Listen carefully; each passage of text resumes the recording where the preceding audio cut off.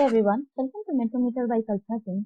और हम आ गए हैं पांचवें पड़ाव पे यानी कि टॉपिक 5, जिसके सब टॉपिक्स हैं मेनली एंटी डिफेक्शन लॉ, यानी कि इलेक्शन में पर्टिकुलर कुछ सब टॉपिक्स हैं जो कि इसमें हम कवर करेंगे। टॉपिक 5 में पीटी 365 पॉलिटी एंड गवर्नेंस की anti defection law, simultaneous elections, delimitation commission which is very very important, क्योंकि ये जो है जम्मू कश्मीर के केस में भी और भी बहुत सारी जगह है वहाँ पे जो है न्यूज में रहा है। उसके बाद electoral bonds, election laws amendment act 2021, appointment of election commissioner, social democracy और कुछ अदर इंपॉर्टेंट टॉपिक्स हैं जैसे association of Asian election authorities AAEA, registered unrecognised political parties RUPPs and election symbols, reservation and allotment order 1968, उसके बारे में जो भी news में है वो उसके बारे में बात करेंगे।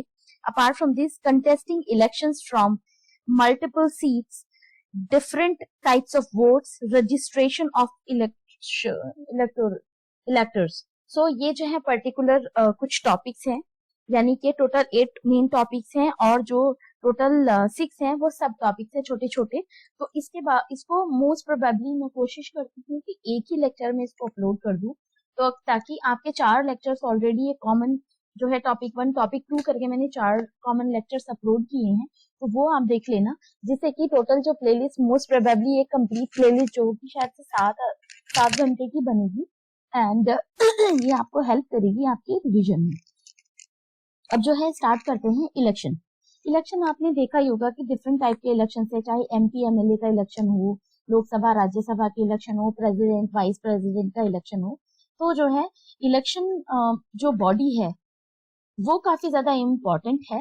बात करते हैं why it was in political crisis in Maharashtra, anti defection law, क्योंकि पॉलिटिकल क्राइसिस आया, महाराष्ट्र की जो गवर्नमेंट गिर गई वहां पे और उसके बाद वहां पे बीजेपी गवर्नमेंट बनी। तो मेनली जो है पॉलिटिकल क्राइसिस की वजह से महाराष्ट्र में डिस्कशन जो है चल रहा था। So Maharashtra has raised discussion over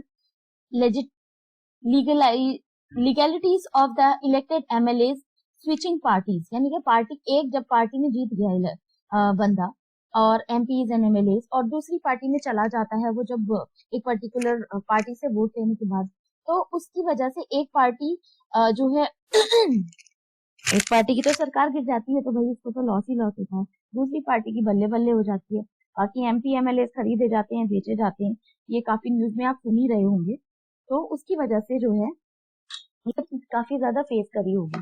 अब बात करते हैं यहाँ पे जो है डिफेक्शन होता क्या है। अब डिफेक्शन की बात करते हैं। डिफेक्शन में be defined as a practice of floor crossing by a member of one political outfit to another, यानी कि एक पॉलिटिकल जो भी आप कह सकते हैं कि फ्लोर में एक पार्टी से बंदा जो है दूसरी पार्टी में जा रहा है, या फिर practice of flooring crossing by a member of one political outfits to the another, यानी कि एक पार्टी को छोड़ के दूसरी पार्टी में जाना। तो ये जो है डिफेक्शन हुआ। Also commonly referred as the house trading, यानी कि हाउस ट्रेडिंग का मतलब है यहाँ पे अब किसी पार्टी ने पैसा देके और जो है MP MLA को खरीद लिया, तो ये जो है प्रॉब्लम क्रिएट हो जाती है, उसकी वजह से सरकार गिर जाती है, या फिर आप कह सकते हैं कि इंस्टेबिलिटी आ जाती है। तो यहाँ पे in instance in Lok Sabha, if MP of party A join party B, there are said to, यानी कि एक पार्टी A और पार्टी B है, 2 पार्टीज है। अब A पार्टी का जो MLA है वो B पार्टी में चला जाता है, उसको कोई भी लालच हो, चाहे मिनिस्ट्री का लालच हो या किसी भी चीज का लालच हो, तो उसकी वजह से this is called the defected, thus will face the prevalent and anti defection proceedings. तो उसके अगेंस्ट जो है एंटी डिफेक्शन की प्रोसीडिंग्स जो है लगाई जा सकती है। अब जो ये चीज बहुत ज्यादा चल रही थी पहले, अब इसमें क्या हुआ कि जब 10-15 लोग मिला के एक पार्टी बना ले, तो या फिर उसमें से जैसे कि किसी पर्टिकुलर पार्टी में से 50% MLA चले जाएं दूसरी पार्टी में, तो तब डिफेक्शन नहीं लगेगा। अब यहाँ पे जो आया एंटी डिफेक्शन लॉ में provides for the disqualification of MLAs who after being elected on ticket of a political party voluntarily give up their party membership, यानी कि पार्टी से मेंबरशिप अपनी दे दी हो, उसको जो है एंटी डिफेक्शन उसके ऊपर लग जाएगा। बात आती है 10th शेड्यूल की, जो कि 52nd कॉन्स्टिट्यूशनल अमेंडमेंट एक्ट 1985 में आया, any question regarding disqualification arising out of defection is to be decided by the presiding officer of the house। यानी कि ये जो है जो प्रिसाइडिंग ऑफिसर है उसके द्वारा डिसाइड किया जाता है कि एंटी डिफेक्शन उस बंदे पे लगेगा या नहीं लगेगा। अब प्रिसाइडिंग ऑफिसर बात करते हैं, presiding officer of a house is empowered to make rules for giving affect to the provisions of the 10th schedule. जो 10th शेड्यूल के प्रोविजन है उसको अफेक्ट में लाना और उसको इम्प्लीमेंट करना जो है पूरा प्रिसाइडिंग ऑफिसर के हाथ में ही दिया गया है और ये पावर दी गई है। ग्राउंड्स ऑफ डिस्क्वालिफिकेशन यानी कि बहुत सारे पॉइंट्स हैं उसमें डिस्क्वालिफिकेशन के ग्राउंड्स के लिए। इफ मेंबर वोट और abstain from the voting is such house contrary to any defection issued by his political party।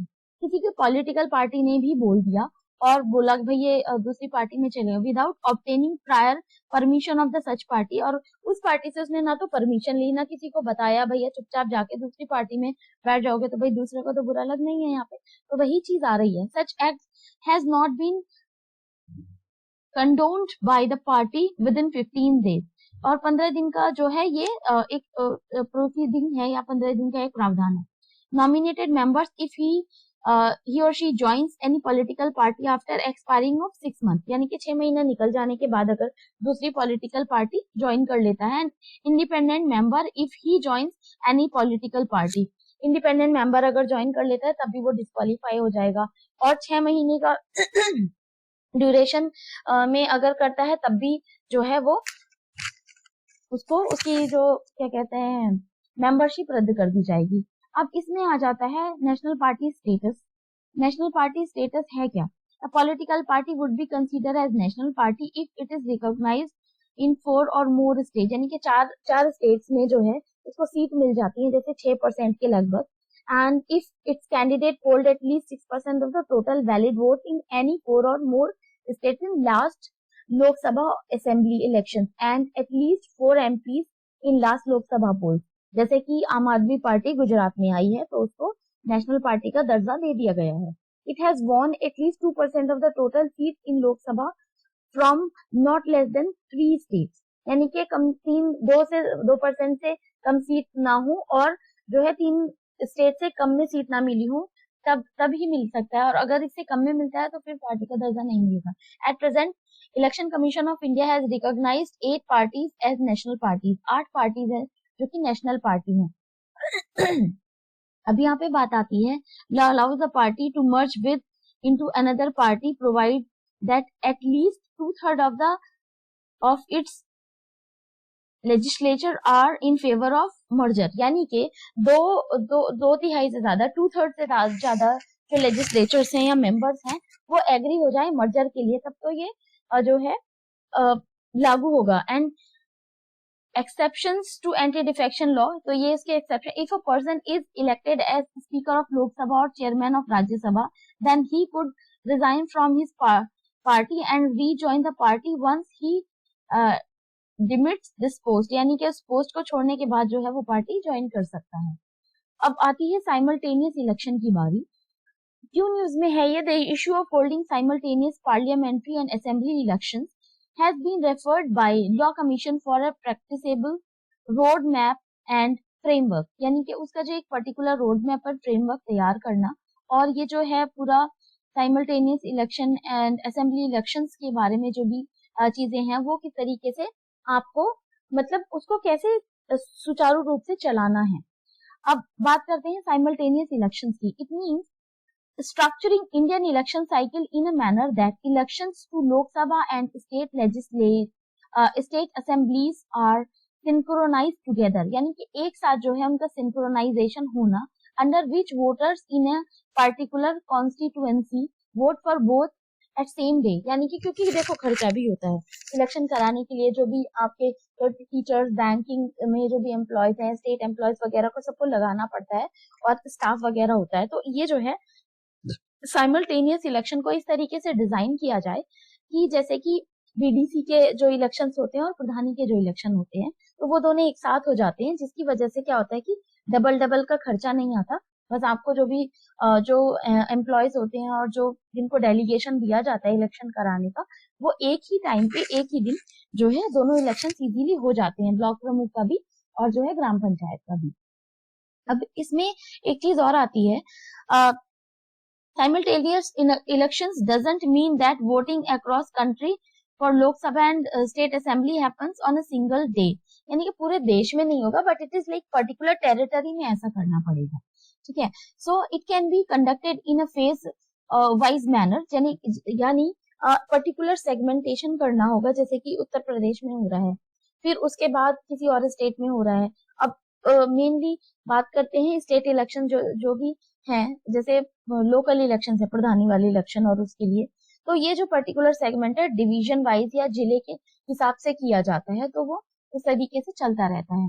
जैसे उत्तर प्रदेश में प्रधानी के इलेक्शन और जो भी जिला पंचायत जिला परिषद के इलेक्शन है वो एक साथ कराए जाएं।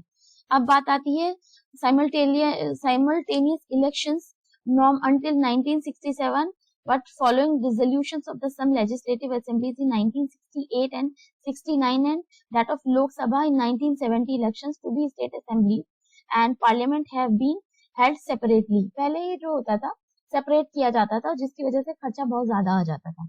नाउ साइमल्टेनियस इलेक्शन का जो आइडिया आया प्रपोज बाय इलेक्शन कमीशन इन 1983, और 1983 के बाद ये आइडिया था कि भाई साइमल्टेनियस इलेक्शन करा के पैसा भी खूब बचाया जा सकता है, रिसोर्सेज बचाए जा सकते हैं। तो it was also referred by the law commission and NITI Aayog and recommended by the Dinesh Goswami committee. तो ये आप याद रखना, जो है कई बार पूछ लिया जाता है कि कौन सी कमेटी ने रिकमेंडेशन दी थी। अब इसमें जो है कुछ आर्टिकल्स हैं काफी इंपॉर्टेंट, इसको देख लेते हैं। Lok Sabha shall have a normal term of 5 years from the date appointed for its first meeting and no longer, यानी कि उसका जो फर्स्ट मीटिंग है उसका जो टेन्योर है वो 5 साल का है। आर्टिकल 83 मेंशन करता है। 85 बात करता है President of India has power to dissolve Lok Sabha on advice of Union Cabinet. Union Cabinet के एडवाइस पे जो है उसको डिसॉल्व किया जा सकता है लोकसभा को, और प्रेसिडेंट उसको डिसॉल्व कर सकते हैं। आर्टिकल 172 बात करता है lays down the term for legislative assemblies as 5 years। Article 174 बात करता है governor has power to dissolve state assembly on the advice of the state cabinet. तो स्टेट कैबिनेट के जो मिनिस्टर्स हैं उनके और या फिर कैबिनेट के एडवाइस पे जो है इसको डिसॉल्व किया जा सकता है। अब आता है डिलिमिटेशन कमीशन, काफी ज्यादा इंपॉर्टेंट है, तो ये टिक मार्क लगा लेना आप, और इसको अच्छे से स्टैटिक पोर्शन को भी कवर कर लेना इसमें। अब इसमें क्योंकि मैंने ये चीज ही बताई है कि जैसे मैंने शॉर्ट में एक एक पेज पे लिखा हुआ है कि टॉपिक 1 में क्या क्या है, टॉपिक 2 में क्या क्या है, तो उसके जो भी सब टॉपिक्स हैं वही उसी तरीके से आप जो है इसको कवर करेंगे, और रिवीजन के टाइम पे बहुत इजी रहेगा आपके लिए। बात आती है डिलिमिटेशन कमीशन की, तो डिलिमिटेशन कमीशन के बारे में बात करते हैं। रिसेंटली जम्मू कश्मीर सबसे ज्यादा जो डिलिमिटेशन कमीशन की बात करी गई जम्मू कश्मीर के लिए, बिकॉज इसको आर्टिकल 370 हट गया है वहां पे। आर्टिकल 35A जो है ऑटोमेटिकली एब्रोगेट हो गया है वहां से। तो डिलिमिटेशन कमीशन जो है क्या करता है कि आप कहाँ पे कौन कौन कहाँ पे वोट करेगा, इसका डिसीजन जो लेगा डिलिमिटेशन कमीशन ही लेता है।